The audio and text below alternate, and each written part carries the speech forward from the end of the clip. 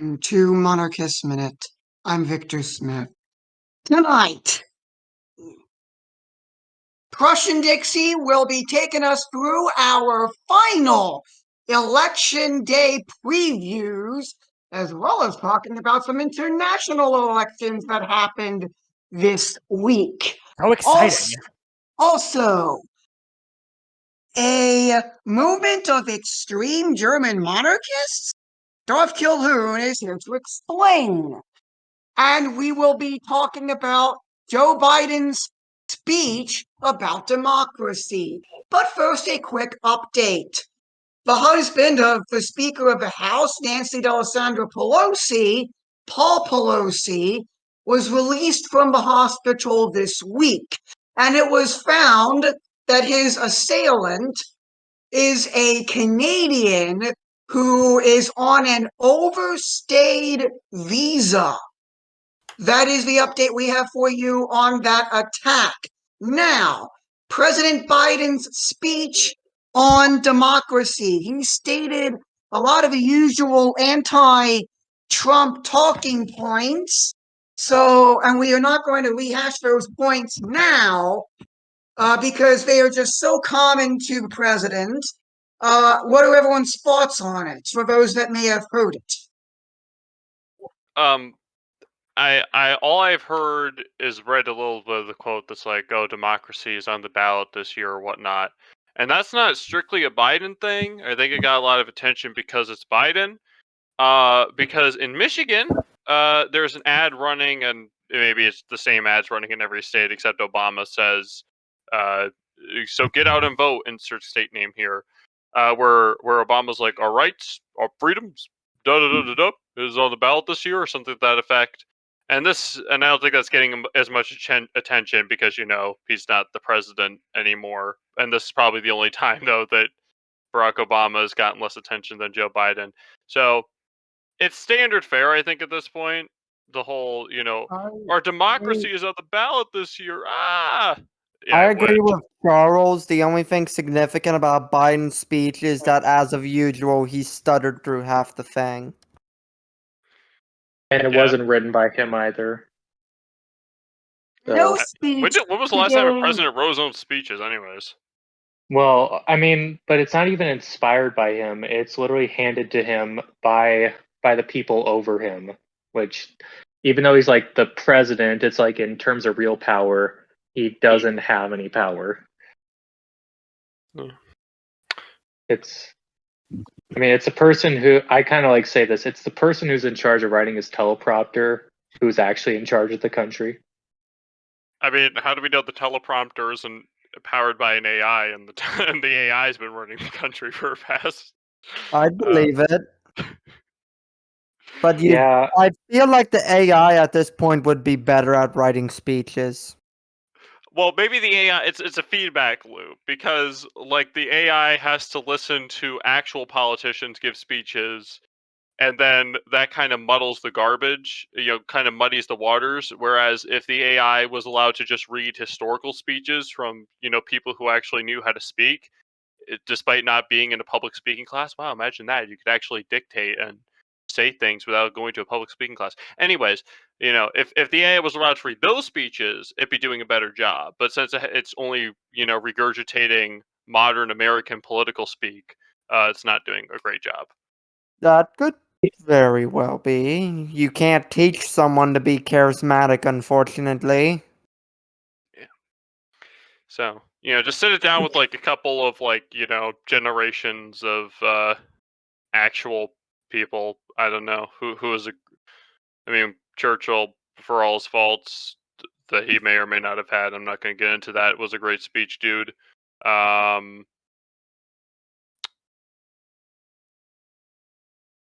Lincoln knew how to get you.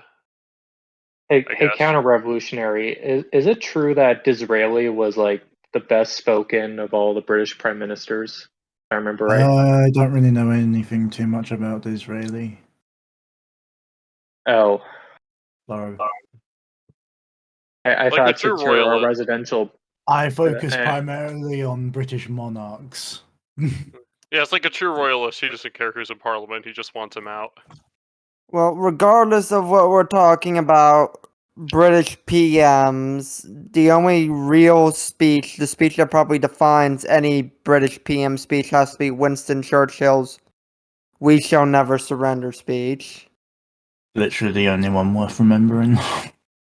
Yes, it legitimately is, and it is glorious to listen to. But let's go back to the president's speech, and what do we think that means for the polls on election day? Because I really don't think it means all that much, especially because most states have already started early voting. I It think literally that means nothing. I really think that once again Biden had a speech in which he completely ignored any and all actual issues. He didn't care about anything else because he knows that the Democratic Party is losing on almost all the important issues. The only thing they have going for them is abortion and defending democracy, whatever even that is at this point.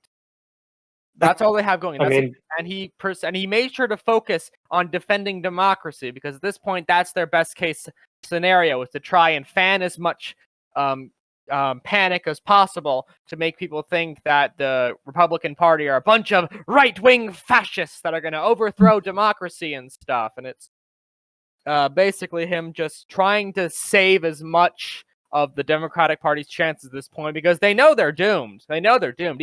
Even Governor Newsom of California, even he was asked and he said, yeah, it's going to be a red wave. Doom. Now, the question, in my opinion, is how big of a red wave are we talking? Are we talking like we like take back Bolshevik both Revolution houses, here? or are we talking like back in 2018 British parliamentary election, absolutely crushing Labour red You wave? could also just say a possibility of a 2010 red wave in which John Boehner. Well, I was 10 back then, so it's not like I remember Yes, that. but also remember you can't use red wave when talking about other Anglospheric countries' politics because the U.S. is the only Anglospheric country that uses the opposite colors. I know. Because frickin' the news channels here are. Yeah. I had something to say, but then I forgot. What are you? Oh, I hate it when that happens. Why did I say that? Why? Okay. I realized as I was saying that I should have just shut up and not said it. Why do I feel the need to say every thought that comes into my brain?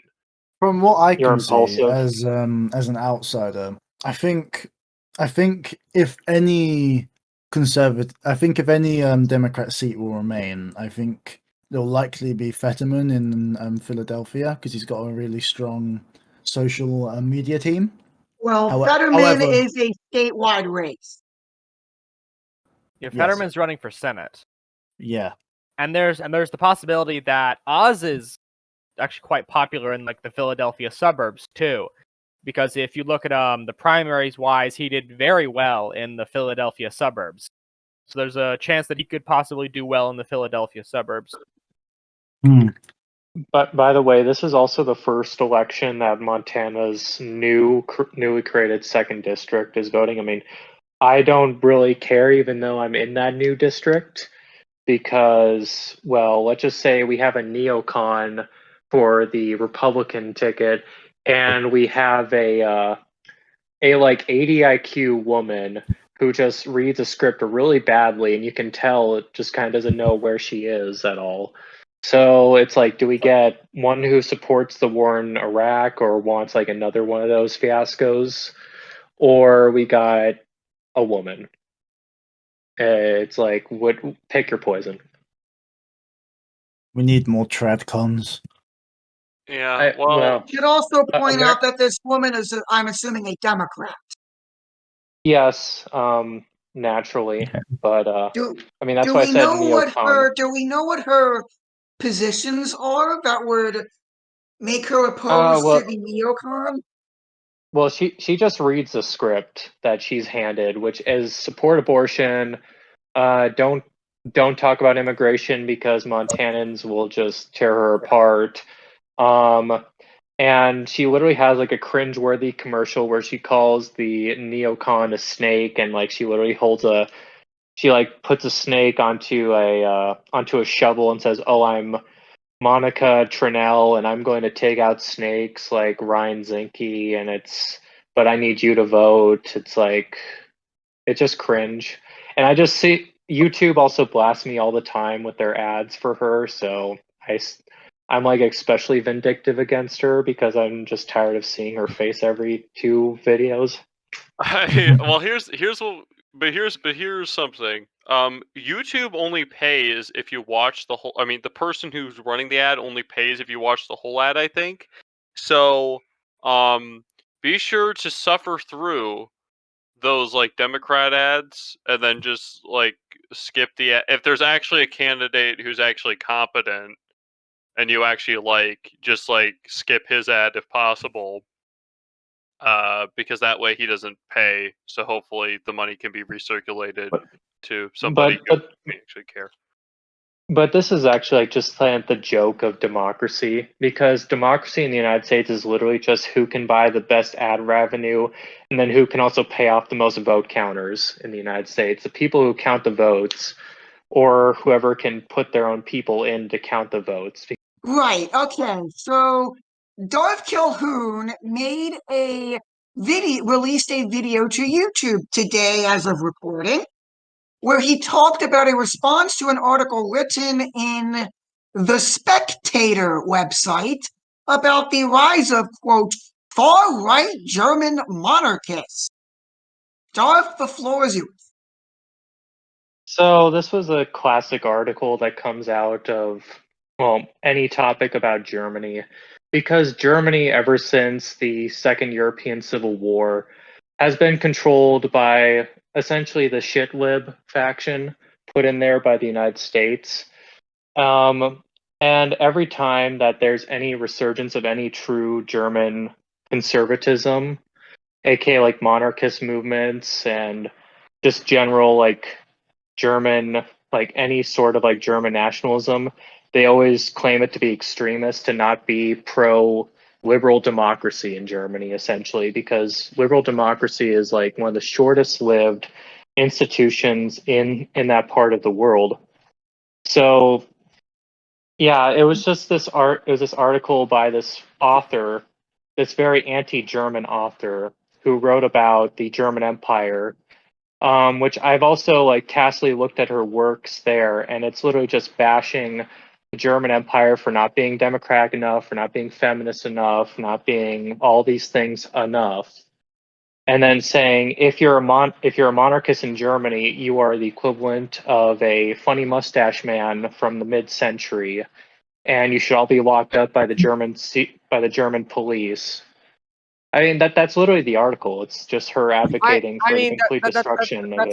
That's a bit of a kind of a stretch, though, dude. I mean, like I watched your video and I was reading along with the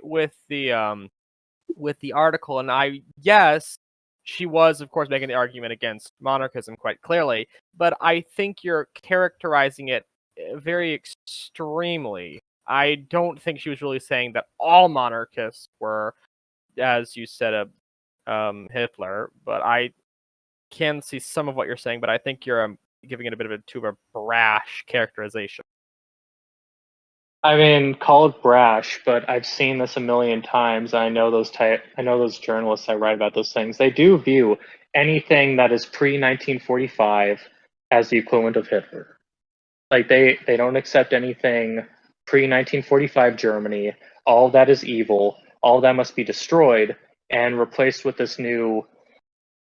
The Bundesrepublik constitution is the only thing that's a legitimate Germany in their mind. Well, yes, I can understand that many of them, yes, do believe that, yes. And I wouldn't really say pre-1945. I would say pre-1930, probably.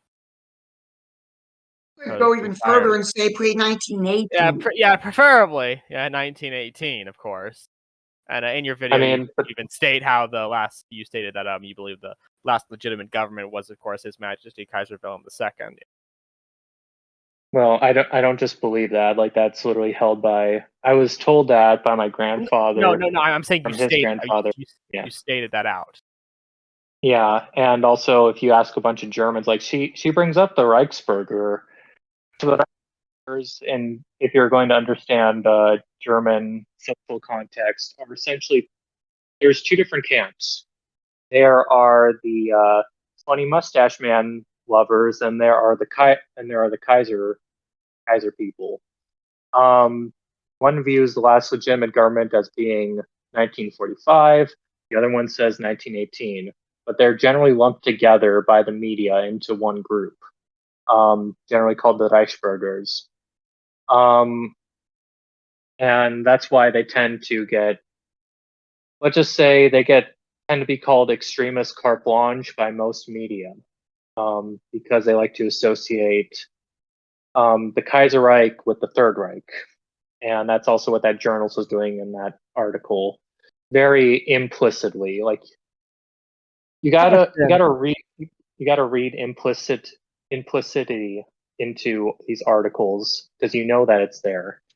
Question, real quick, not to derail the conversation, but I noticed at the start of this you referred to the Second European Civil War. I'm guessing referring to the Second World War. Why did you specifically refer to it in that way? I'm curious. Because I see both world wars as a civilizational strife. The First World War, the civilizational strife between the Second and the Third Estate, and then the Second World War as the Second European Civil War between who will dominate the soul, either the Third Estate or the Fourth Estate in the European civilization. Fourth estate being media, correct? No, the Second Estate is the warrior caste. The Third Estate is the bourgeoisie. The Fourth Estate is the proletariat. Ah, I use traditionalist terms like if you like say the First Estate is the clergy, by the way, for the context of the audience. right. Well, I had to clarify because especially in the modern world, the media is often referred to as the Second Estate or the Fourth Estate. Yeah, I'm more using like the pre-French Revolution understanding of the estates, like when you call the estates general assemblies, etc., back in the olden days, which most traditionalist authors will also use it too. Like say Baron Julius Evola, if you ever read him, he uses Evola? yeah, he uses that in Revolt Against the Modern World. If you ever read that, I mean, Evola's a bit of a. We wanted to, Kind of and a if we wacky wanted to make individual. it go a little bit further with the media thinks the AFD party is far right. yeah, they do, even though they're pretty much like I don't know, like the equivalent in America would be the MAGA. I wouldn't characterize it as such. I think that there are certainly elements of the Alternative for Deutschland that have legitimate problems, and those problems can be addressed within the party. I do believe that it has been overhyped in many media circles about the danger of the Alternative for Deutschland, but I do think there is legitimate worry within certain parts of it. I think the German right, or I guess we could say the far right, putting in quotation marks, is generally characterized in the media via bad actors that don't necessarily represent the majority of the movement. Like, how much do we hear about the Reichsbürgers in the article that Darth was addressing? Because I read it too. The author says that there's even some people who seem to be intellectuals in that movement. But who does the media choose to characterize and use to basically remind everyone, yes, these people exist? Some crazy 77-year-old woman who wanted to try and kidnap a minister and then blow up the power grid. But by the way, most of those were accusations. I think they just made up that honestly to arrest her. Because the German state will target anybody who doesn't essentially even talks against the idea of liberal democracy being legitimate. Even if you just talk about it, you're arrested. I wanted to bring up a point that, according to somebody in our conference text chat, Caution and Dying, The media thinks all right-wing populist movements are far right. Yes, that is very true. I mean, the only media that doesn't essentially is RT and Chinese, Arabic, and Indian news because let's just say they have a different worldview. Let's say the least. I do wanna cover one point that you made in your video, Darth. In your video, you stated, and I'm probably gonna be paraphrasing it, so do forgive me for that. You stated that or you made a claim that the U.S. State Department has been funding the Green Party. Could you did I misquote you on there? Or could you elaborate? No, you're not misquoting because the State Department does fund parties like the Greens in Germany. Do you have any evidence of the sort, or? I need to dig it up, but I know the YouTuber Academic Agent actually did a lot of research into that, and he dug up all that stuff. And then I was just paraphrasing him, and I saw his sources, but I didn't save them. I wish I did. And you also talked about the SS at one point. You use not really sure how to say this though, because it's interesting thing you said. The So my statement was, to paraphrase it and to make it kind of friendly to this channel, I don't carte blanche blame everybody in an organization for the actions of a few, and for the actions of their commanding officers and the orders that they are given. That was essentially the statement that I made. Yes, but your argument of they were simply following orders, that is not a legitimate defense, though. Well, we here in Nuremberg, everyone.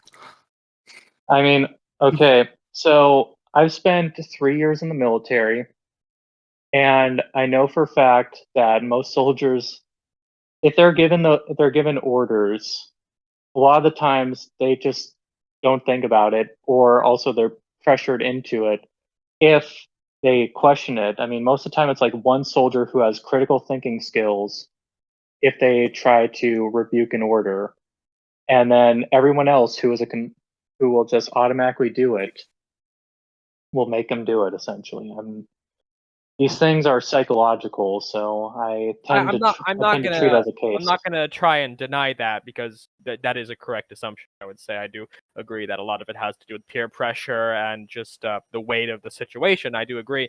I do want to.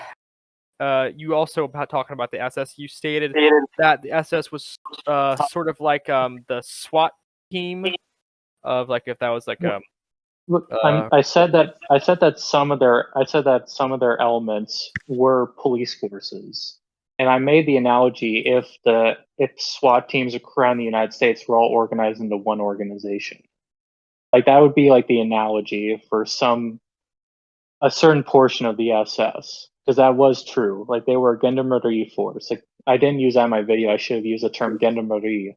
That refers to a national police force. And then I did make the distinction in the video that there were the Waffen SS, which are the armed forces wing, the military wing of the SS. Like there was the SS was a very complicated organization, and it had a lot of different aspects to it, a lot of different fields. Can we move on now? I'm getting really uncomfortable talking about Nazis right now. Move on, yeah. Right. Just so long as we all agree that YouTube should not kill us, and that friendly discussion does not necessitate the ban hammer, Mrs. Chances are What's Susan's last name? Susan Wojcicki, I think it is. Mrs. or Miss?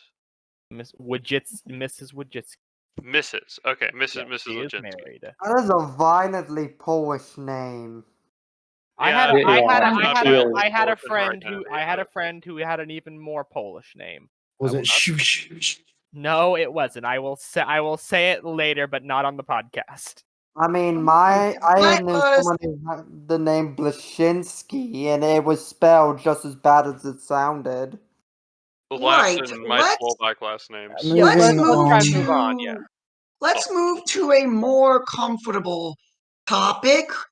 But first, before we move on to that more comfortable topic, I would like to remind all of you watching us on YouTube on Monday, we will be live on YouTube and Discord tomorrow night, Tuesday, November the 8th at 7 p.m. Eastern for election night coverage.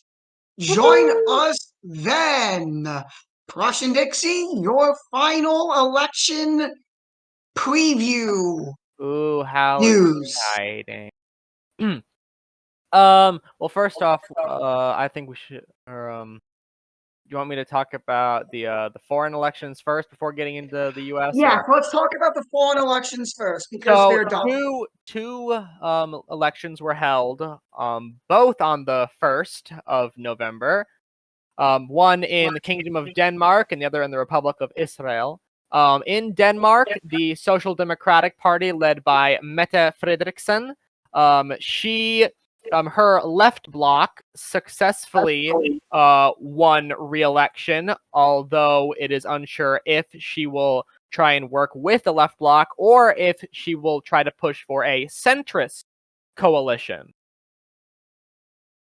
So we don't know exactly what will happen with that as of right now. The Moderate Party, which was formed by former Venstre party leader and former Prime Minister Lars Rasmussen, was secured a third place position with 9.27% of the vote, and preventing the right bloc from forming a government. So it'll be interesting to see what will happen in Denmark.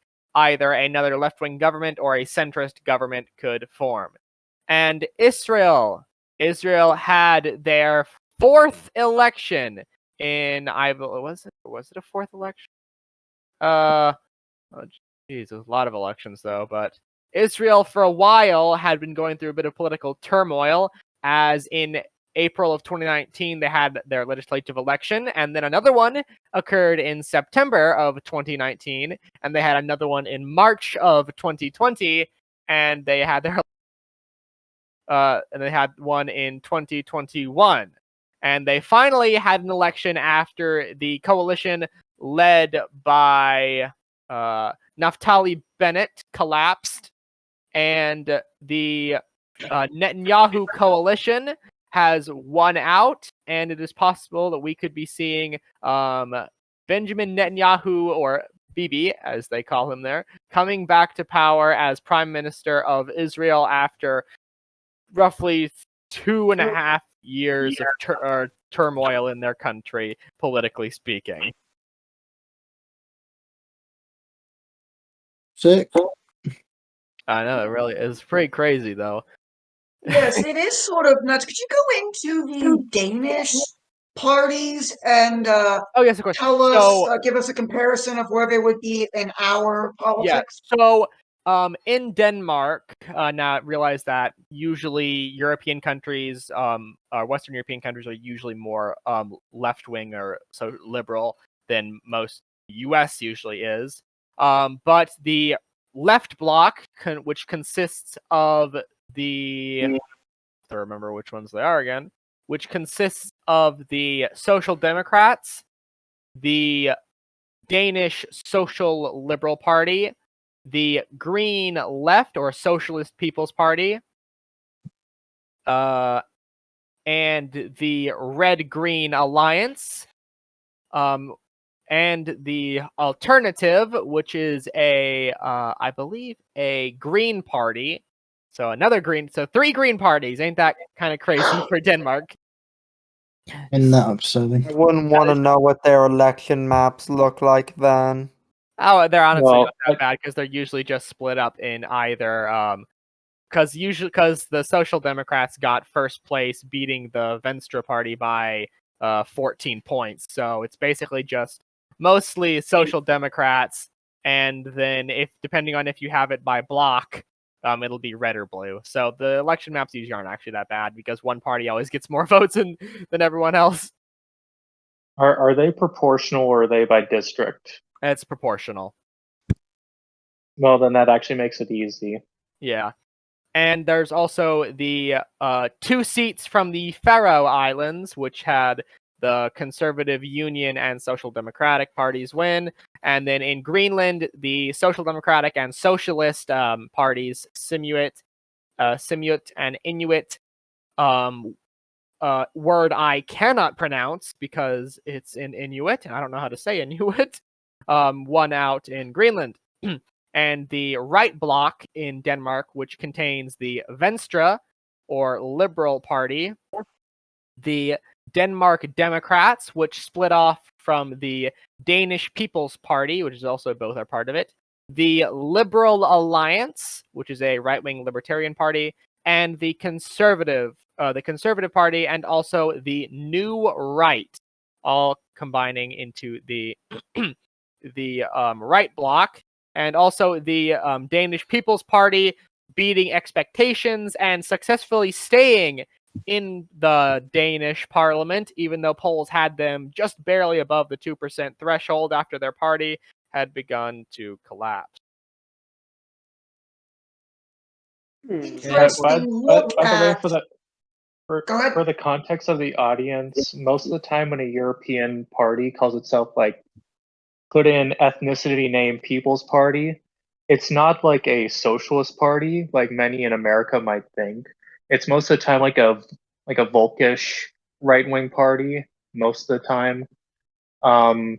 So just for the audience, because most people in America think when they hear like People's Republic or like the People's Party, they typically think of like a left wing party or left wing state. Like China or North Korea. Yeah, Okay. that's typically what the American Russia's too, but it's kind of like how the well, never mind. I'm not going to talk about that. Right. So that was a very interesting look at that election. Let's go to our stuff now, and I will lead off with a story that was breaking today. The challenger to Dutch Ruppersberger in the 2nd Congressional District of Maryland filed a report with I believe it was the Baltimore County Police. It might have been the Maryland State Police or the FBI. I don't remember, but she filed a police report because someone had threatened to kill her and her staff. Terrible. And for reasons unknown. Now, I have seen so many campaign ads for the Howard County executive race. And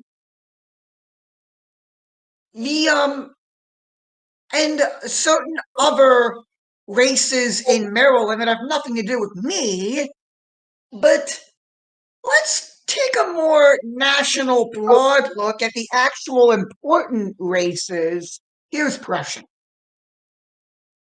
Well, there are a multitude of important races, especially in the U.S. Senate. Since the Senate is currently split 50-50, 50 Democrat seats, 50 Republican seats, with the Democrats holding a majority due to Vice President Kamala Harris being able to split or able to vote in a tie. Well, it's technically 50-49 with an independent, but that's Bernie Sanders. He's always a Democrat. No. That then technically it'd be then 48-50. Because Angus King, the senator from Maine, Angus King, and senator from Vermont, Bernie Sanders, are both independents, but they both caucus with the Democratic Party. All right. There are a multitude of important Senate races. How do you caucus with a party but still be considered independent? Well, that basically just means that you work with. You're like officially a part of their group. It's possible in the state of Alaska. Some Republicans in the state Senate state House, I believe, have been caucusing with the Democrats and preventing a Republican majority in state House or Senate. I believe I don't remember which one exactly.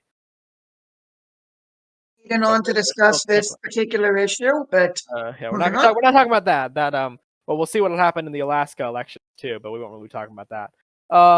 The main Senate seats that people are eyeing up are the New Hampshire, Pennsylvania, Ohio, Wisconsin, North Carolina, Georgia, maybe Florida, Arizona, and Nevada. Now, since last week, polls have changed in the state of New Hampshire, with Don Baldock improving in the state of New Hampshire and getting much closer with incumbent Senator Maggie Hassan. In the state of Pennsylvania, polls have begun coming out showing Dr. Oz having a slight lead over challenger and former and Lieutenant Governor John Fetterman, who did not exactly do very well in his debate due to the fact that he had suffered a stroke a few days before the Pennsylvania primaries, and it is kind of obvious that he's still suffering from it. It's really sad, honestly. Any comments on Pennsylvania or New Hampshire? Well, Pennsylvania picked the wrong Republican. That's all. I don't comment on Dr. Oz. Now, when I first heard of this, I thought, I was kind of surprised because the TV guy. Who is Dr. Oz? All I know is he had a TV show or has a TV show. That's all I know of this fellow. Isn't he a Sufi Muslim as well? He is Muslim, yes. Like Oh, that boy. madness. Yeah, he's a Sufi. I don't know what that means. A Sufi is it's not a Shiite or a Sunni. It's kind of like the third way in Islam, which is more intellectual and mystical.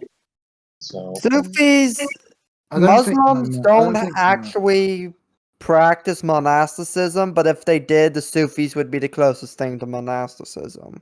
Right, Yeah. probably. They're like, One's faith probably doesn't hold in too high regard. Right. Let's Yeah.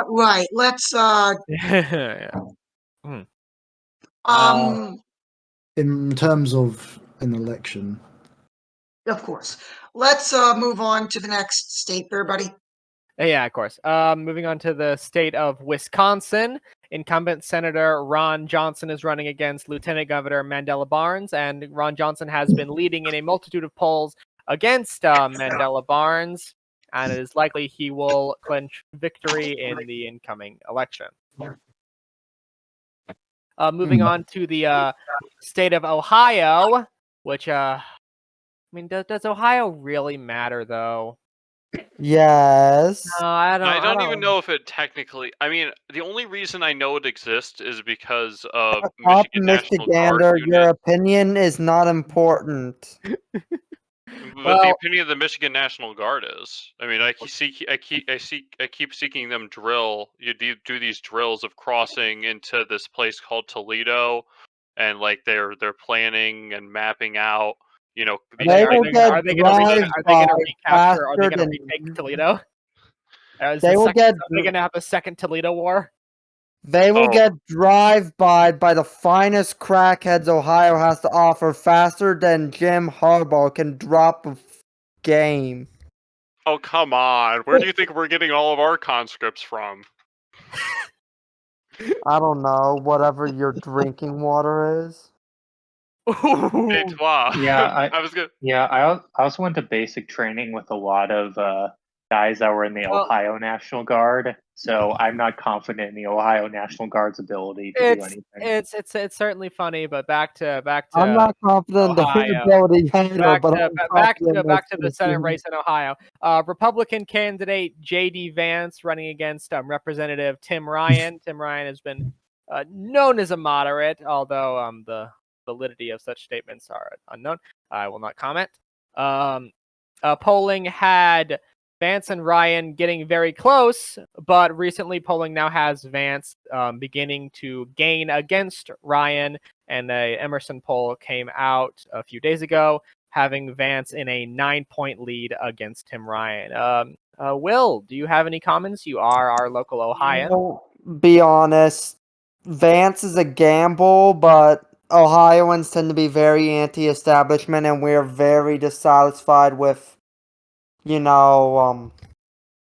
Ryan. And for a while, it went back for in between Ted Strickland being a Democrat candidate, and I forget who the other guy was, but it was always a back and forth between those two. So I think Ohioans are very ready to see some new blood get in the Senate, and I think J.D. Vance will be a shoo-in, but whether or not that'll be a good thing and whether or not that'll bear good fruit, we have to unfortunately wait and see. It's a gamble regardless.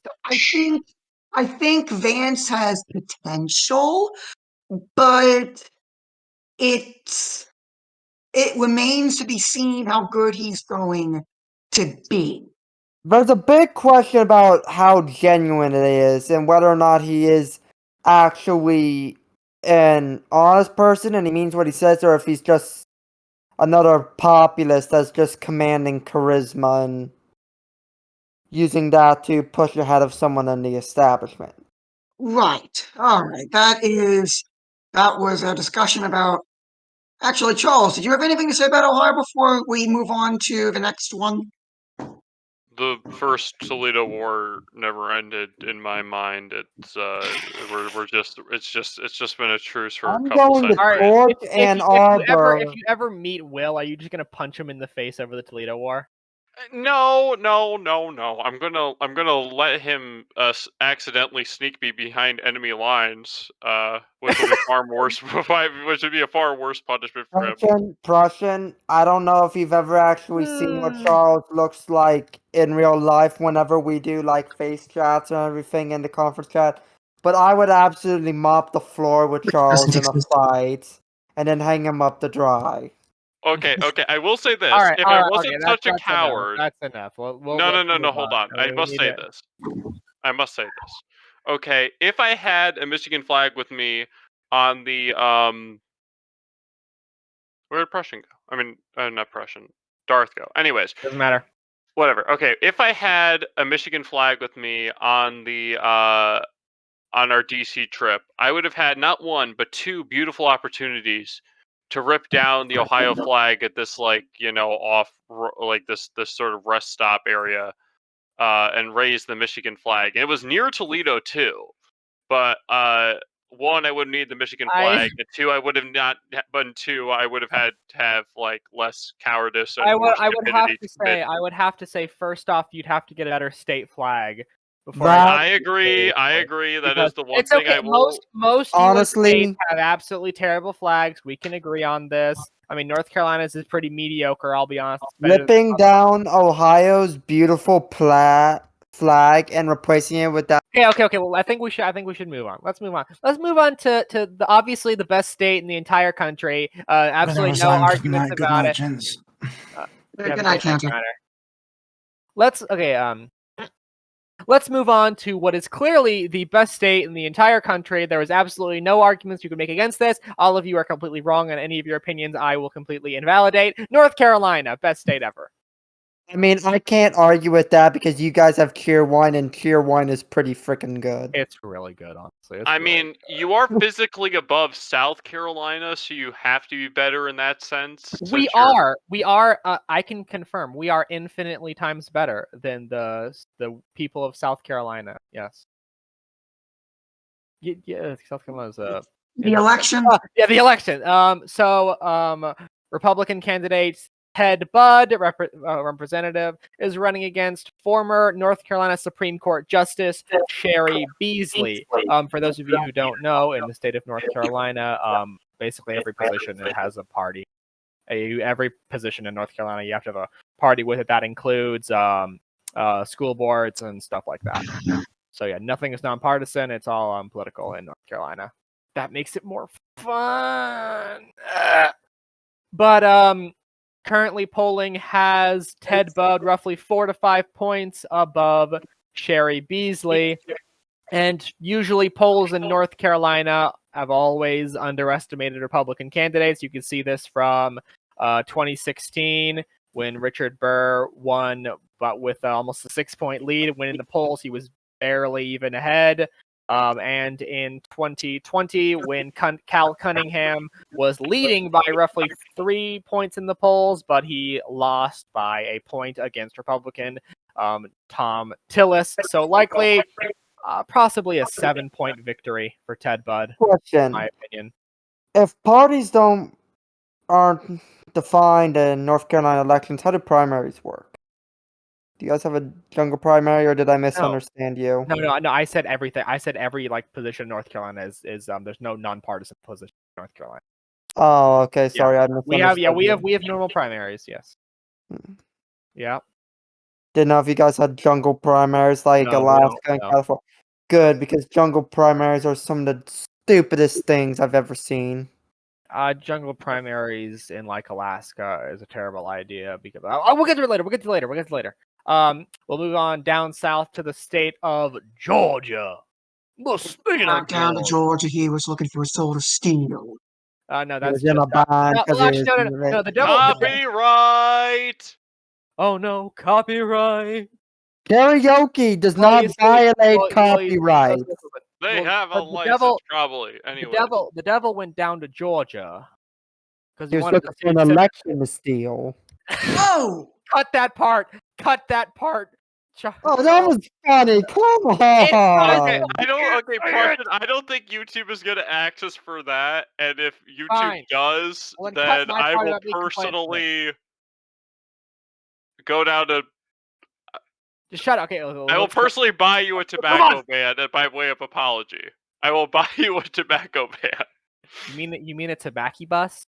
A tobacco bus. There you Yes, go. I will buy you a tobacco bus as way of I apology. still can't believe those things ended up being real. Yes, tobacco buses are real. We have them everywhere in North Carolina when they're harvesting the tobacco. I literally see That them is- driving down the Right. That highway. is just the most ridiculous election- thing I have Georgia ever election. seen. Let's stop. Get to Georgia beautiful. election. We constantly go on tangents. Let's stay here. Okay. Now, in the state of Ghetto rigging a bus to culture. hold on. That. Sorry, there was a bug in my room, and I had to kill it quickly. Sorry about that. Was that you throwing the shoe at it? No, I just slapped my hand on the freaking desk. Kill it. Mm. Okay. What's the state of In the Georgia state of- election? So in Georgia, Senator Raphael Warnock, quote unquote Pastor Warnock, heretic, is running against former football star Herschel Walker. And although polling had for a while, Walker was down in 5-6 points. Currently, Real Clear Politics has him beating Warnock by roughly half a point. But the thing is, in the state of Georgia, they have a very weird election system where if you don't win 50% of the vote, then you have to have a second round of voting. It's sort of like France, I guess you could say. Like on the December 6th, they'll have a runoff. So it's sort of like France. But currently, Walker is leading, and he could possibly pick up the state of Georgia. We'll move across, take a quick peek at the state of Illinois. Tammy Duckworth is beating the Republican candidate by roughly 14 points. Kind of expected there. Just mentioning that kind of whatever. In the state of Missouri, Eric Schmidt is beating Turdy. Why would you name your daughter that? I'm sorry. No one can. Beating her by roughly 10 points. In the state of Iowa, the very, very long-serving Senator Grassley is running up against Michael Franken. And although some polls do have the race much tighter, it is still very likely that he will win by probably 5 points. I mean, the dude's been in there for a long time. Moving on to the state of Colorado. Incumbent Michael Bennett is running up against Republican Joe O'Dea.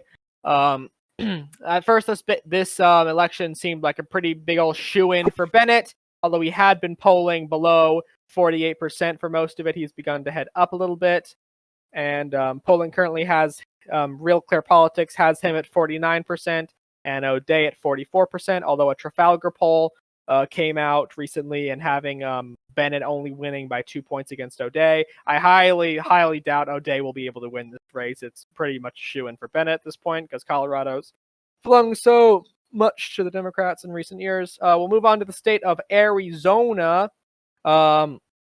Incumbent Senator Mark Kelly is running against Republican challenger Blake Masters. Real Clear Politics currently has this election as being Kelly beating Masters by 1 point. Although lots of polls coming out recently only have Kelly winning by 1 point or being tied.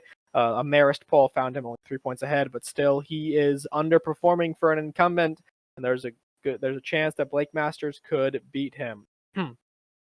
Moving to the state of Utah, Blake Masters is, well, actually, I'll let you finish up all the states. Yeah, let me just finish Utah. You can say it. In the state of Utah, incumbent Senator Mike Lee is going up against Evan McMullin. Previously he ran for president in 2016 in hopes that he would cause an electoral college tie or preventing the electoral college from having a specific winner so that he could become president because he was an extreme never Trumper candidate. He is trying to run as an independent, but he is being backed by the Democratic Party against Senator Mike Lee. Currently polling has Mike Lee beating him by roughly 6-7 points. It's likely Mike Lee will win as McMullin, not McMuffin, sorry, is pretty much an underperformer in poll. Not to cut you off, Prussian, but breaking news. The U.S. House Committee has given former President Donald Trump till next Friday, this upcoming Friday, to produce the documents that he was subpoenaed for regarding January 6th. All right. Wow. All right. I mean, let's be honest. At this point, everybody kind of just forgot that the January 6th committee even existed. This is them just trying to be relevant again. Because they know as soon as the midterms happen, they're all gone. Because Kinzinger's going to be gone, and Cheney lost her primary in a landslide. Because why would anyone like Cheney? Well, her entire campaign was just, instead of actually talking about issues, she was just like, I'm going against that. I'm prosecuting Donald Trump. I'm prosecuting Donald Trump. I'm prosecuting Donald Trump. Even though I believe Wyoming was the second, was either the state that voted the most for Trump, percentage-wise, or the second most. Second being the state of West Virginia. But you had something to say, Victor? I did. Actually, I'm going to say something about the Utah thing. I remember back in 2016, I listened to Glenn Beck give a speech in Utah when he was stumping for Ted Cruz. This was around the Utah Republican primary. Yeah. And he said, and I quote, "The priesthood is rising." Now, that is a reference to Mormonism, not anything else. Mr. Beck came out and publicly endorsed both Lee and Cruz in that Utah speech. He also had the Egg McMuffin on his show to discuss his campaign. He also hosted on the Blaze Network the Libertarian debate, which was actually sort of interesting to take a peek at. And something I forgot to mention in the Arizona race, something that could very much help Blake Masters win the race is that the Libertarian candidate dropped out of the race and officially endorsed Blake Masters. Now, he will still be on the ballot due to the fact that he dropped out too late to be removed from the ballot, and already people have possibly voted for him in the early voting, but a lot of people who could have been voting on Election Day, this could possibly swing Arizona to Blake Masters because of the fact that the Libertarian candidate officially endorsed Blake Masters. Situations like this are exactly why ranked choice voting should be necessary. I was going to say this is why early voting may not be the smartest of ideas for it is mass adoption. Yeah. I mean, we'll move on. Old ladies and people who can't physically get out of the house, yeah, but other than that, no. We'll move on to the state of Nevada. Republican Adam Laxalt, former Attorney General of Nevada, is running against incumbent Catherine Cortez Masto. And currently polling from Real Clear Politics has Laxalt in a 2-point lead against Masto. And Emerson has put out a poll with Laxalt in a 5-point lead. Now, I've actually looked into Emerson's polling in the state of Nevada, and I found that they are actually one of the most accurate pollsters in the state of Nevada. But I will say that their polling does underestimate the Democratic candidate by 1 point. And if that is so, that basically means that they have Laxalt beating Masto by 4 points. So if that is anything to say, there is a good chance that Laxalt could win in the state of Nevada. And we'll finally, not finally, I should say, we'll move over to the state of Washington in a shocker. Tiffany Smiley, great last name, is currently beginning to slightly run up the margins against Democratic incumbent Patty Murray. That is Murray went from a roughly 8 to 9 point lead against her to now a 3-point lead in the our Real Clear Politics aggregated average. I'm guessing Smiley is Republican. Yeah, Smiley is the Republican candidate. That is So a really great last Oh, name, what? though. So what triggered this massive shift in far blue Washington? Yeah. So one of the issues I think it could possibly be down to what happened in the debate and the fact that Smiley has been very hard on a major issue in the state, or on an issue in the state of Washington, that being crime. Because if you remember, there was I don't remember what happened. I think it was like Antifa or Black Lives Matter in Seattle. Like, does anybody remember that? Yeah, Chaz. the chopper, the Unfortunately. Chaz. Chopper Chaz. But that has resonated with a lot of people. A lot of law and order stuff has becoming like resonating in a lot of voters' minds. And I think Well, that could I also possibly be what is know helping boost her up.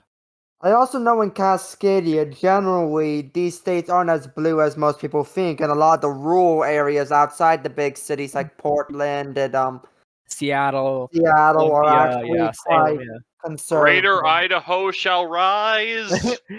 We will. I'll be covering another when we get to governor's races. I'll cover our very last race. We will be talking about Senate-wise is the Alaskan Senate race, in which it is 2 Republicans running against each other.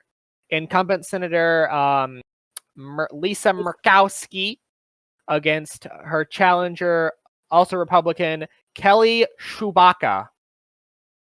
Come on, Chewbacca. Murkowski has been criticized for voting to impeach Donald Trump in his second impeachment, and for her being a very, very liberal member of the Republican Party in a state like Alaska. There's only been a single poll that has come out, and it had Murkowski and Chewbacca at a tie. It is really not known who will win. We'll have to wait and see. Alaska is why jungle primaries coupled with ranked choice voting Is an is absolutely stupid and dumb. terrible. It is horrible. They should have done what they do in like Australia, where they also have ranked choice voting, in which they have normal primaries for the candidates, and then whoever wins the primary goes on to be that party's candidate, and you can still run as an independent, and it's still the same thing. But no, we can't do that because in America we're stupid. So Because- like how Australia allows you to abstain for voting from an office. They actually have an abstain option on the ballot. Yeah, that's because of the fact that voting is mandatory in Australia. You have to vote. If you don't, you'll be fined. I think it's like $200. That I don't understand mandatory voting. I don't like the idea of mandatory voting because if you don't want to vote, you don't have to vote. That's your choice. Well, then you have a bunch of The people who electorate- really shouldn't be voting, and I don't. Or like people they just genuinely do not care at all. You will participate in democracy, and you will like it. The sad part is there was probably a. I mean, how much you want to bet that this wasn't like passed by like all the voters who wanted to. It was like a ballot on the Australian It was constitutional passed by. referendum or whatever. It was passed by the voters. Except it was worded very confusingly on their ballot. Oh well, I thought.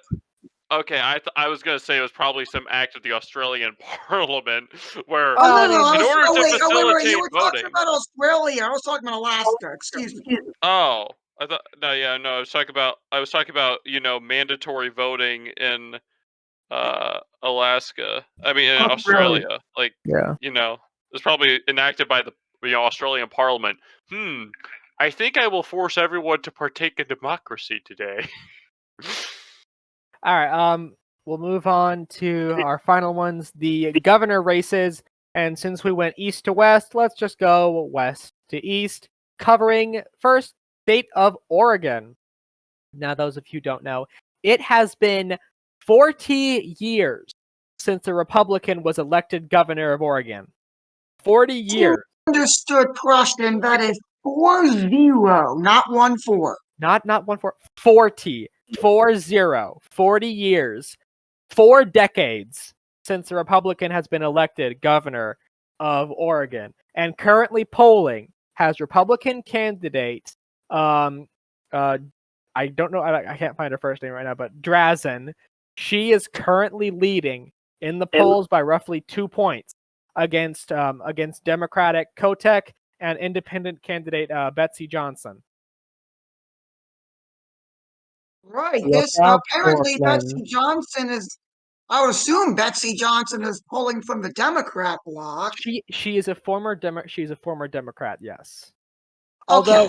Although there was a poll, it was a single poll though, but there was a poll in which they just did the Republican and the Democratic candidate, and it still found that Drazen was beating Kotek. So there's a chance that she's also dragging off of Drazen, but hard to say at the time being. Now, let's talk about the very well, I guess in this case, the fairly likely scenario that Drazen wins. What are the chances that Portland would declare independence from the rest of Oregon? I mean, I wouldn't. Well, I don't think Portland itself would declare. I think there would be, of course. I mean, we saw there were people. Chop and Chaz are examples of people who have just attempted to. It is very much possible that we could see something sort of like that, but The independent commune of Portland, please give me a reason to burn down that city. I think the We city do not has. I endorse. think We the of the city is looking Monarchists of for a reason America to do burn not. itself down. We of the Monarchists of America do not advocate for cities to be burned down for any reason. All right, Prussian. Let's go to the next election. yeah. Next election, we'll move back over to Nevada. Incumbent Governor Steve Sisolak is currently falling behind Republican candidate Joe Lombardo. Joe Lombardo has been leading the polls for quite some time now. He's been leading in RCP since September. He currently has roughly a 2-point lead against Steve Sisolak. And again, another Emerson poll, once again, as I said, very accurate in the state of Nevada, found Lombardo winning by 4. We will, of course, adjust this to how Emerson usually gets it wrong. They underestimate Democrats by a point. So Lombardo winning by 3, likely. This is not a fact, of course, because it's polling, but likely scenario that possibly Joe Lombardo could win by 3 points. We'll move on down to the state of Arizona. Carrie Lake, a Republican candidate, leading roughly 2 points against Democratic candidate Katie Hobbs. Carrie Lake has been very, very outspoken about her opinions on the 2020 election and other topics as well. She has been hitting back against Katie Hobbs, who has refused to debate her. And it seems that Katie Hobbs is trying to go the Biden method of sitting in her basement and hope she wins.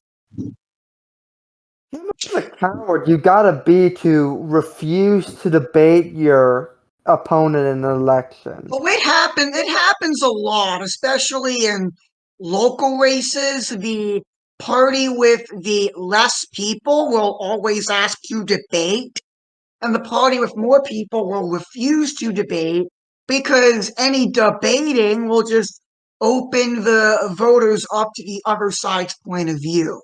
Now you see, that just seems cowardly to me. Well, because democracy is a game. It's not you're only supposed to pay lip service to it when the people are paying attention. I mean, how many people actually care about the local races anyways? That's true. It's not. Hey, I mean, it's different for a statewide race when it's kind of a much bigger thing, especially in the state of Arizona where it has a large population. And I mean, in the states of, well, I'll get to them eventually, but in Pennsylvania, for example, in the Senate race in Pennsylvania, Fetterman very reluctantly decided to debate, and that was very bad idea on his part due to the fact that he had, of course, suffered a stroke and he had already was having trouble fully recalling things. We'll move over to the state of New Mexico next. New Mexico incumbent governor Michelle Lujan Grisham is running against Republican challenger Mark Ronchetti. Currently, Real Clear Politics has Grisham up by 4 points against Ronchetti. Ronchetti has been known for overperforming polls in which he actually outperformed Donald Trump by, I think, 5 points in a Senate election in 2020. So Mark Ronchetti is very much he's an overperformer.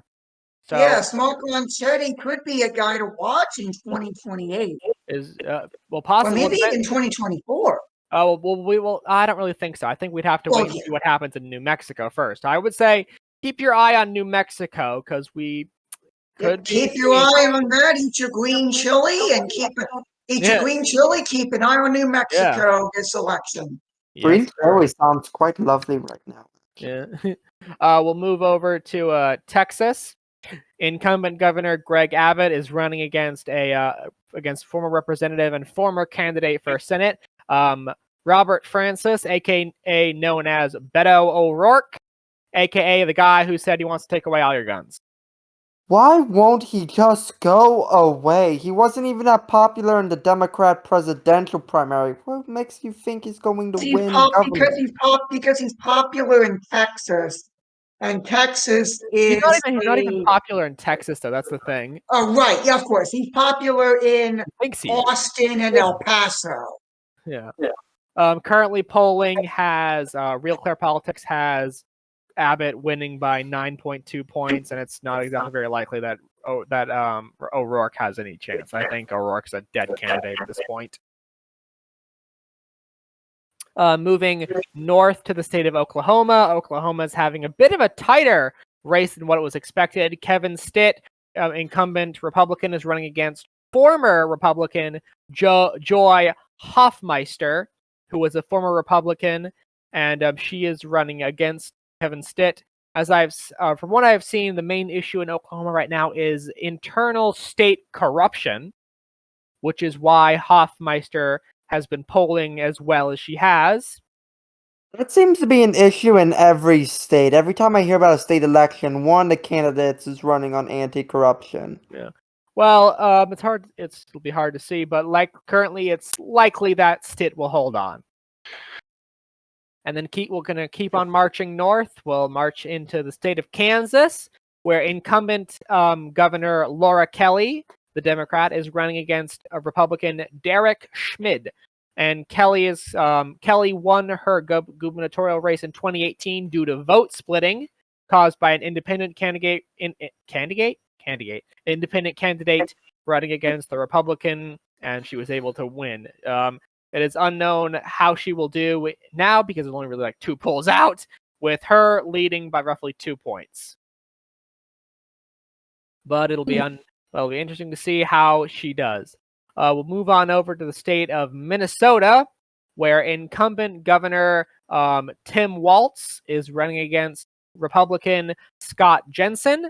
Scott Jensen is running hard on crime and other things like that, since crime, of course, we remember the BLM protests started in the state of Minnesota. Pro or against crime? He I'm a little unclear here. Against crime. Jensen is the hard against crime candidate. He's running to pro-law candidate. Okay, because you gotta make that clear. Because Yeah. you know the anarchist party is running on a very pro crime basis. Wouldn't an anarchist party existing be kind of a antithesis to anarchist ideas, though? Well, I mean, it'd be like the idea of a absolute monarchist party just existing to make itself obsolete. I mean, I mean, the anarchism as an ideology, it isn't necessarily just like the idea of like no state, no organization at all. It's most of the time it is just pretty much like the most rampant democratic movement ever, where they tend to be like Athenian democracy on everything, where even like their military commanders have to be like voted upon by like the soldier assembly, Well, etc. and I know a that lot of depends on what kind of old anarchist school, we're talking about, though. right? And I know a lot of old school anarchists will therefore refer to it as federalism and not anarchism, or something like All right. that.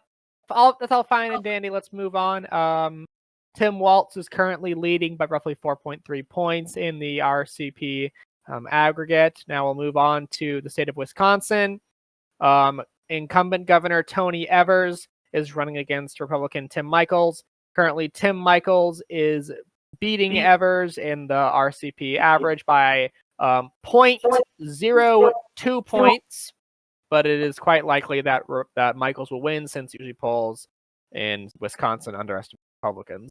So I'm interested to see what happens there. We'll move down south to the state of Illinois. J.B. Pritzker, who I swear looks like a mafia boss every time I look at his face. I think he's a mafia boss. I don't know why. He just has that kind of face. Is running against Darren Bailey. Current I'm gonna need to look up this guy now. Polls had him at first winning by 15 points, but a Emerson poll had him only winning by 9, so the race is slightly narrowed. It'll be interesting to see how much Pritzker will win. It's obvious Pritzker will win, but by how much is the question. How do you spell that name? Pritzker. Okay, question. Go ahead. And we'll move on to I don't really know if this state really matters, though. Michigan. Do we care about Michigan, though? I No, suppose skip it. we Skip should it. talk about it. No, it doesn't. Skip it. It doesn't really seem like hold on. I do have to say one thing about my dear beloved Michigan. I am very sad that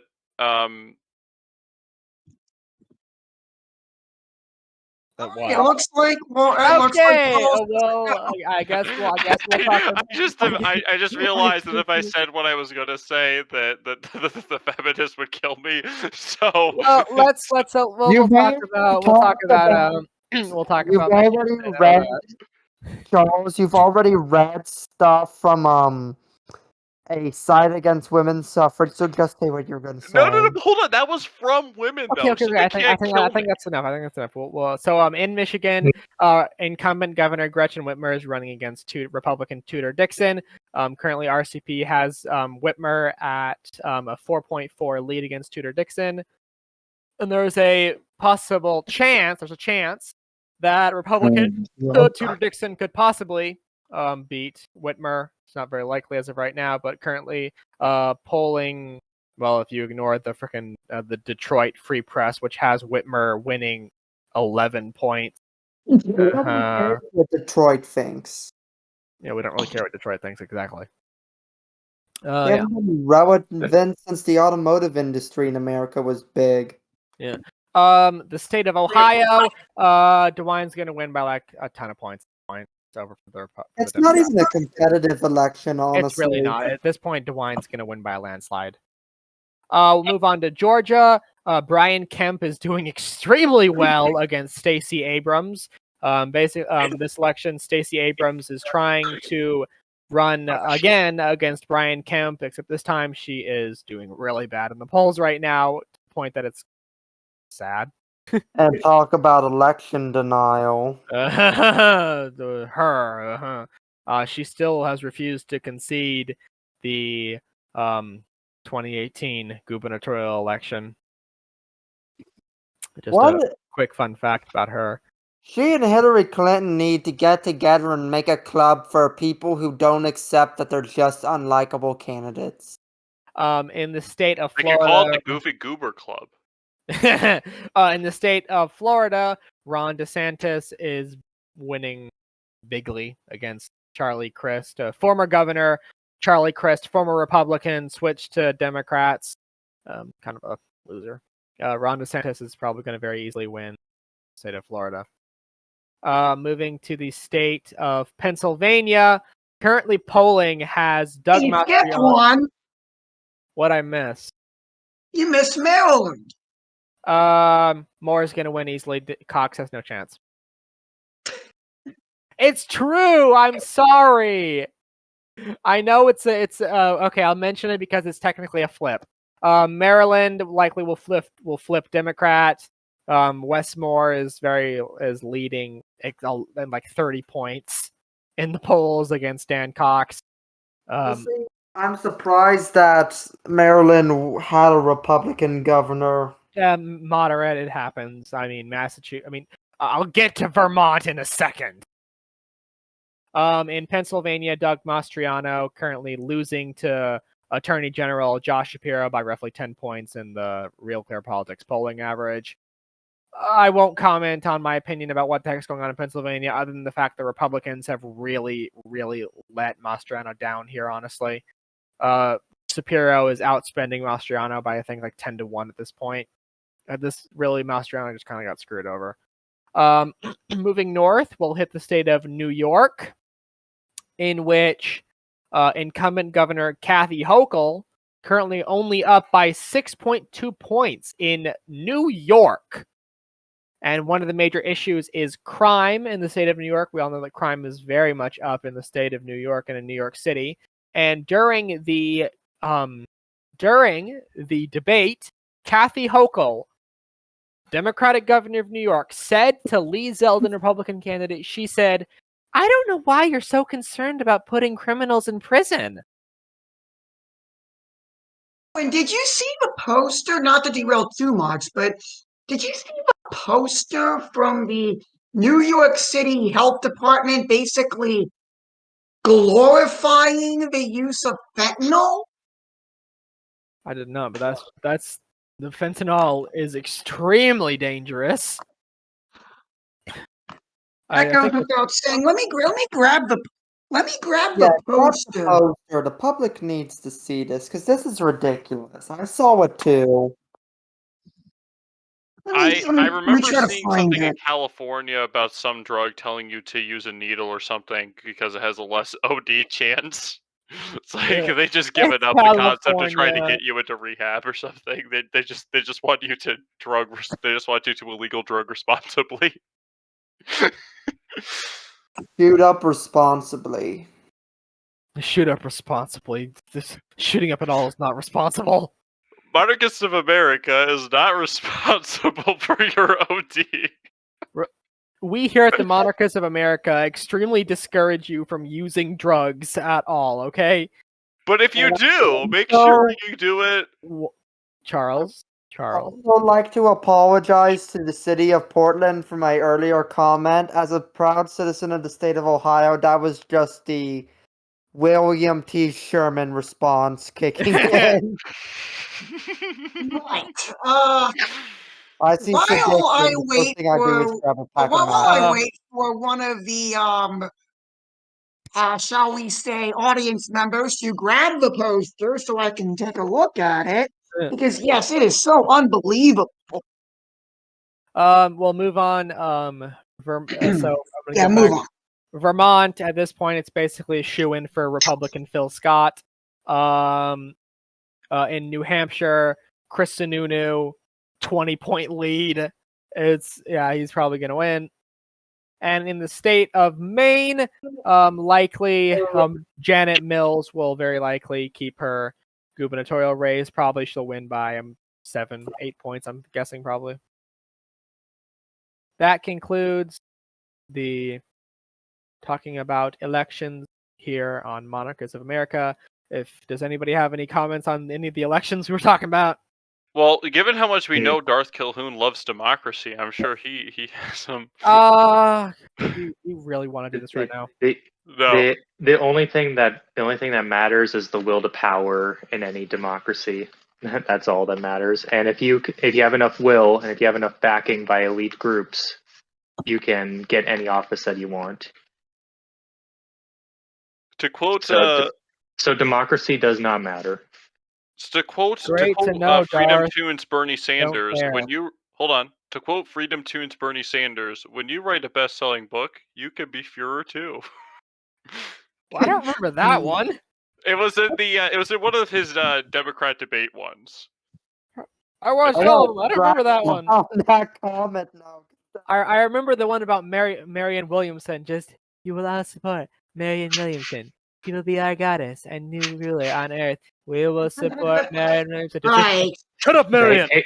Hey guys, just so you remember, just to quote a famous Democratic candidate named Joseph Stalin, who loved the idea of democracy. He said famously, "It's not the person that votes that matters; it's the person that counts the votes." I'm quoting Stalin, YouTube. I'm quoting Stalin. Let's get into a. All right. Does anyone have any final points about elections? Make sure you vote. It's important. No Yeah, matter what Darth is going to tell you, still vote. It's Yeah. not your right. As long as we are a republic, it is your civic duty to help form a government. There's By no such vote. thing as civic duty. Just saying. But you could be like me, where you're just going to joke vote, where you're going all like say your seats that have no purpose at all, just write in random candidates. Like I wrote in European princes during the primaries. And I'll would just suggest say, don't do that. Don't do that, please. Yes, I'll do just that. say, You do that. here's- Don't do Oh, that. Hold on. I'll give a middle ground. If you are unable to do any research on like those local candidates, where the best you find is like one news article, just go to your state's Right to Life site and who they endorse. Michigan's Right to Life candidates list handily organizes it with like by how it would appear on the ballot. So the first thing would be the governor, and then the state representatives. Just tick that off, and then for the races, and then you have a choice at that point. You could either do research as to which of the other candidates who don't appear on that are the lesser of two evils, or at that point it's Or up to you. But Or then you can be like in a state like mine where literally on some of the positions there's only one person actually running for it.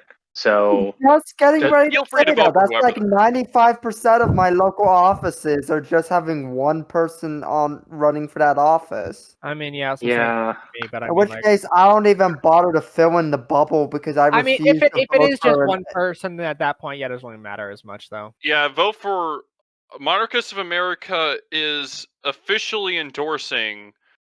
No. Wait, no, hold on. We No. are officially For heaven's endorsing. sake, Charles.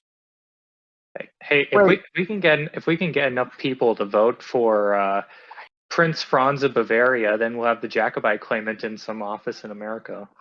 Well, the I mean, all right. King Francis, do that King being Francis American. II, head of And the for heaven's sake, Charles, South physically Michigan incapable of Regional not- School District. All right. Let's recap Jacobite everybody's. Michigan isn't real. It can't hurt you. Let's Jacobite Michigan. recap. Let's recap everyone. How did everyone spend their Halloween? I didn't I do stayed anything. inside and watched TV like a recluse while all the trick-or-treaters were hooting and hollering outside because I am too much of a cheapskate to buy any of them candy. I went to the Vigil Mass for All Souls Day on All Hallows Eve, and then I said an extra prayer for the dead on Monday. I can't remember. It would Anyway, have been Wednesday. well, I remember saying on All Saints Day I did say an extra prayer for the dead, even though All Souls Day was the next day. But I also said the Who's getting the that? Who's DSE array getting that? on Wednesday. Right.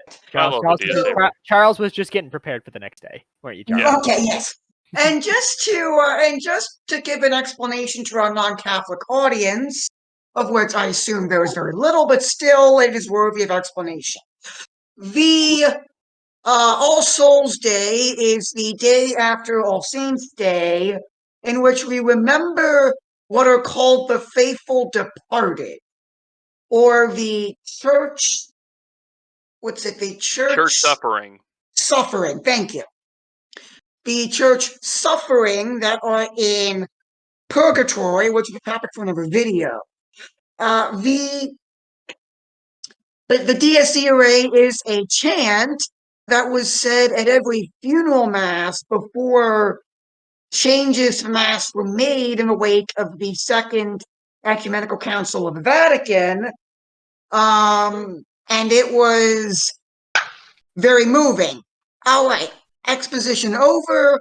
Let's talk about our favorite Halloween tradition, or rather, favorite Halloween movies, actually. Halloween movies. I don't have one. I Okay. don't know. No. I'm not a fan of Halloween movies, honestly. They're kind of. All right. They're okay, I guess, but. Well, Halloween, the movie, obviously.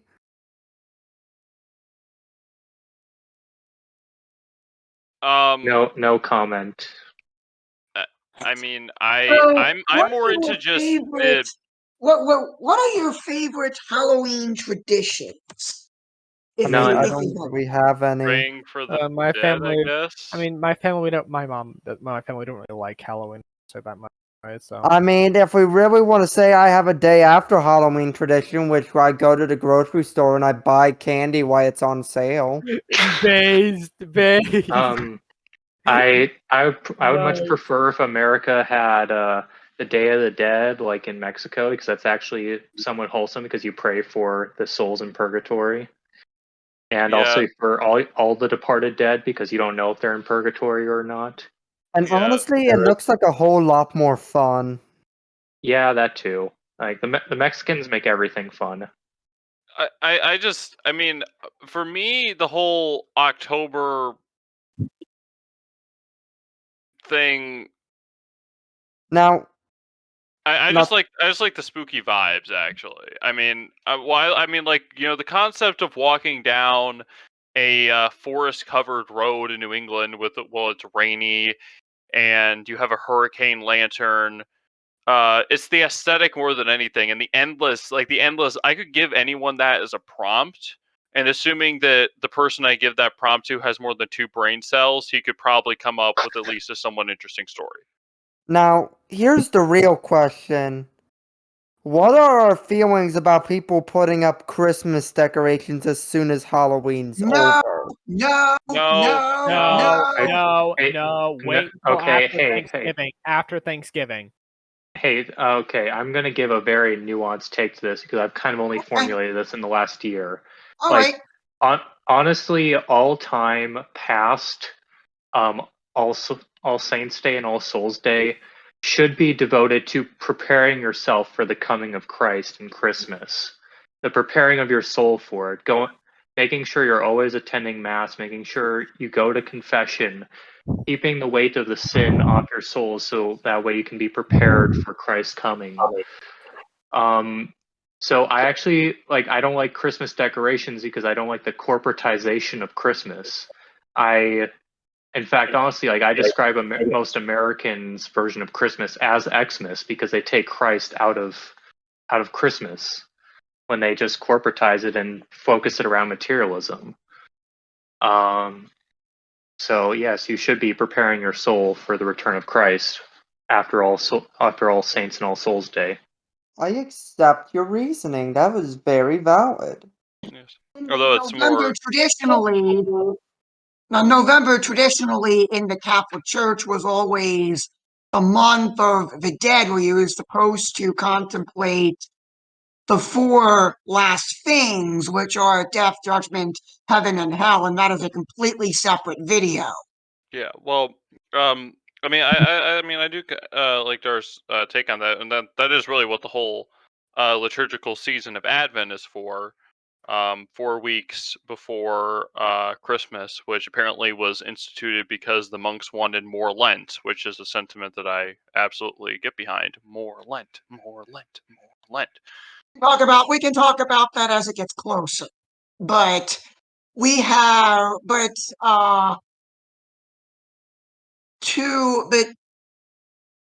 yes, if you, yes, how do I move? How do I follow that up? Essentially, most American Christmas decorations are cringe because they're based on materialism.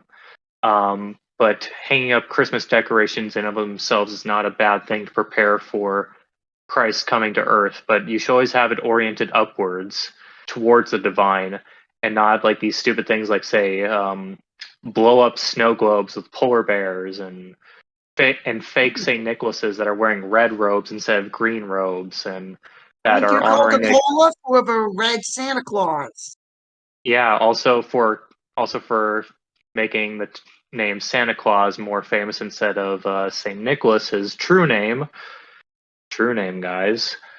He was a Greek saint, but although his body's in modern day Turkey, it was Greek land at the time, not Turkish land.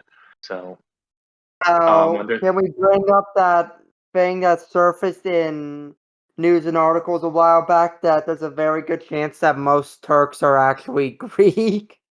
well, yes, that's because I mean, they're Turk in name only. That's because the Turkish were a minority dominant culture in the Ottoman Empire.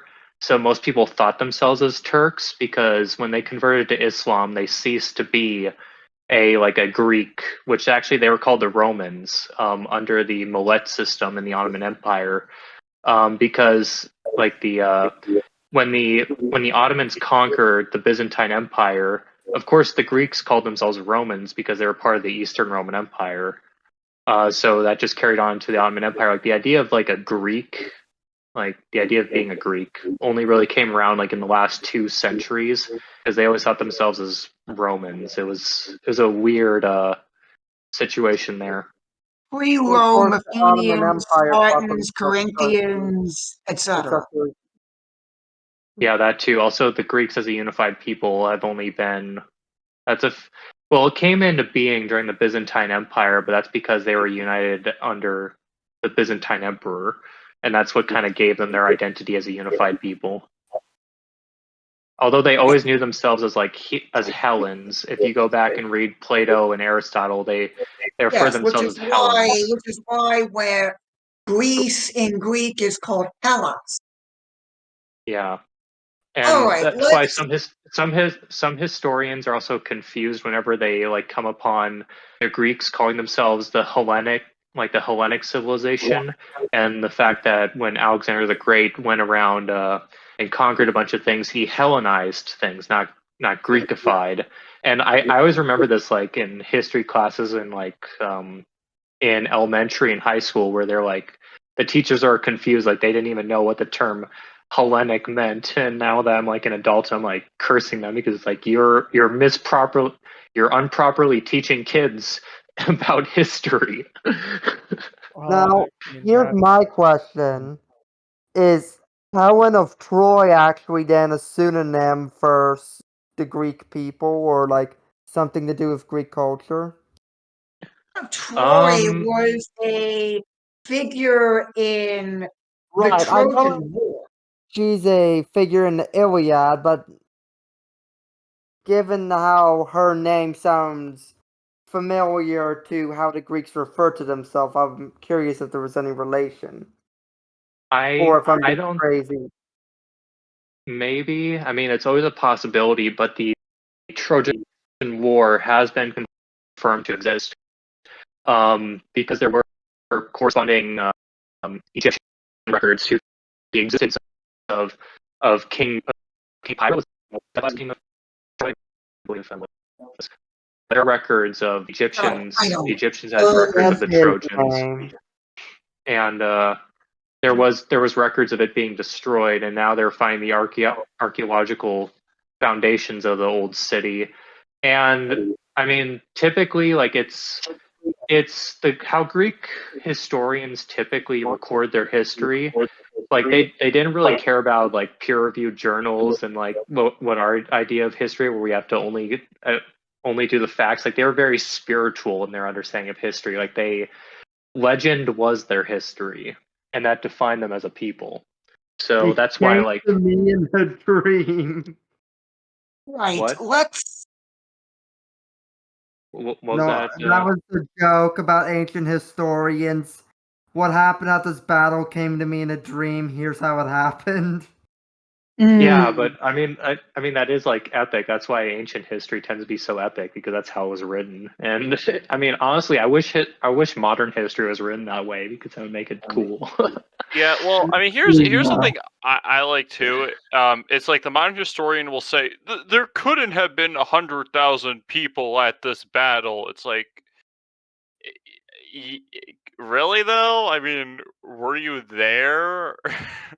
I I mean, like the people. mean, This, I mean, sure, the historians. I mean, the ancient historians may have been exaggerating, and there may be evidence to suggest that they may have been exaggerating. But at the same time, they were closer to the event than you were, and some of them were actually Yeah. part of the event. of course, there are some languages where they lacked words to properly quantify very large numbers. Like, I know in Chinese, there's a bunch of mythological creatures that use the term 10,000, and that's because classical and ancient Chinese lacked a term or a number for anything bigger than 10,000, so 10,000 was just synonymous with a lot.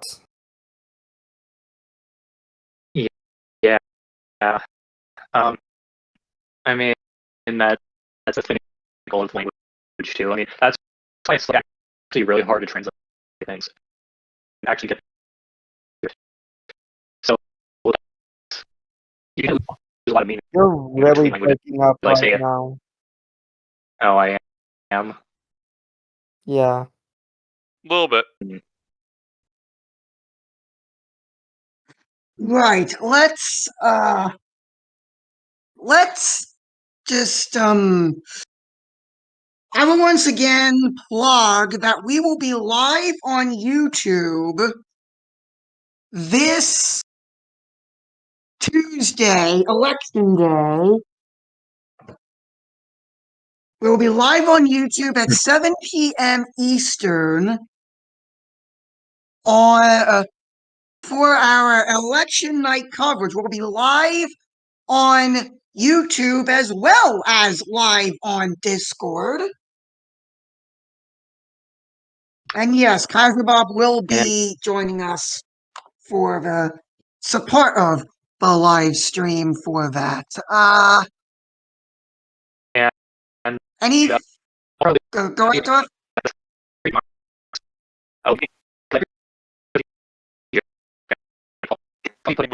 You are not. I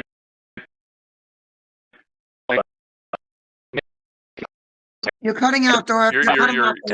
Bad.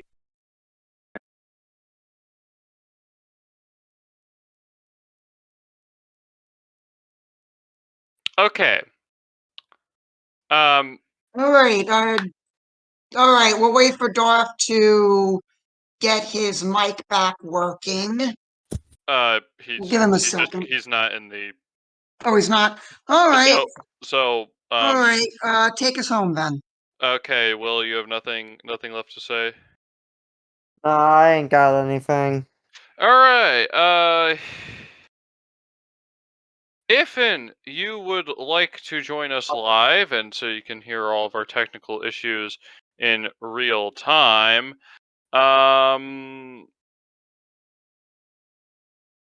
you can Join us on our Discord link in the description below. And then if you would like to hear what Dart has to say, he said something about the community channel. I'll let him be a part of the outro now. can you hear me now? Yes. Yes. And speak quickly before you cut out again. Okay, so on my channel, I'm probably going to be making a community post of me taking a picture of my ballot, because I treat democracy as a joke, and it's probably going to have a lot of write-in European princes, because I don't care. And I'm going to make the person counting my ballot like write down that I wrote down all those princes. All right.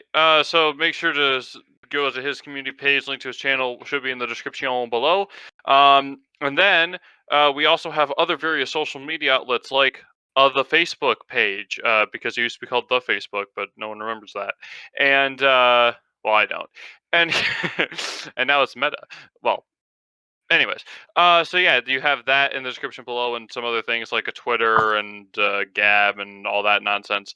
And now it is time to conclude in prayer in the name of the Father and of the Son and of the Holy Ghost. Amen.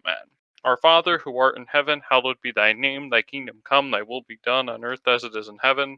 Give us this day our daily bread, and forgive us our trespasses, as we forgive those who trespass against us. And lead us not into temptation, but deliver us from evil. Amen. In the name of the Father and of the Son and of the Holy Ghost. Amen. Until next week. All right, so if everybody that's watching us on YouTube on Monday, we will see you back here tomorrow live for Election Day coverage. May God bless you, and may My God bless the ears. United States of America.